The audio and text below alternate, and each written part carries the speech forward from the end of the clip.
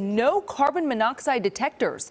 That's the word coming from the University of Wisconsin-Milwaukee after a carbon monoxide leak in a residence hall put 17 students in the hospital. A viewer reached out, so Contact 6 Jenna Sachs investigated. She joins us in the studio with the changes that went into effect today. Jenna?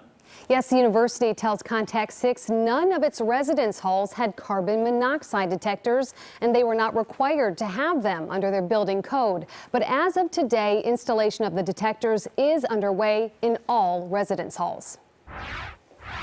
I think people are definitely a little weary about being back in the building. Windows are cracked at the Cambridge Commons after a carbon monoxide leak. I was feeling a bit sick yesterday, but today I'm good. Mia Allen and Serena Hagley are among the 400 students evacuated Monday night. Most are now back in the building after the university shut off the basement boiler it suspects is to blame. A letter to students says evaluations since found 0% carbon monoxide. But Mia and Serena have questions. We don't know if they have working detectors, because if this happens again, is it going to take people getting sick again, getting hospitalized? Mia's mom turned to Contact 6 for answers. A CO detector should have picked that up. And that's why I question, were there working ones? Were there non-working ones? Were there none in the building? No, so because of the building code, it doesn't require for residence halls to have detectors. UWM's Vice Chancellor for Student Affairs tells Contact 6 by the end of day Wednesday, every residence hall will have carbon monoxide detectors. Strategically placed throughout the building. Callie Haig says the boiler in question is 12 years old and gets routine maintenance, but it took students coming to the front desk complaining of headaches, dizziness, to detect the leak.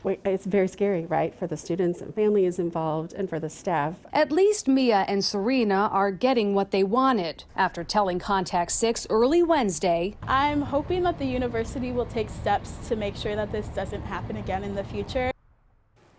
The university says it continues to monitor CO levels in the Cambridge Commons. Students who live in the north end of the building near the boiler have to move and live somewhere else while repairs are underway. That could take about a month. Back to you. Jenna, good job, and great to have you back in the studio.